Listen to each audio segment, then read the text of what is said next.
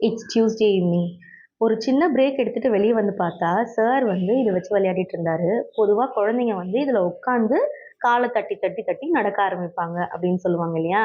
எங்க வீட்டாள் வந்து கொஞ்சம் வித்தியாசம். அத தள்ளி, தள்ளி, தள்ளி தான் வந்து அவர நடக்கவே கத்துக்கிட்டாரு. நடவண்டியிலயுமே அத நடக்கிறதுக்கு மேஜரா யூஸ் பண்ணல. அதுல இருக்க மணிய வச்சு விளையாடி, அத கொஞ்சம் தூரம் தள்ளி விட்டு, கொஞ்சம் தூரம் தள்ளி விட்டு, அதுக்கப்புறம் இவன் போய் எழுந்து நின்னு புடிச்சு, அப்படிதான் இவன் நடக்க கத்துக்கிட்டான். ஸோ இது ரொம்ப சிம்பிளான விஷயம் தான். ஆனா வந்து எனக்கு ஒரு பெரிய லைஃப் லெசன் தந்துச்சு.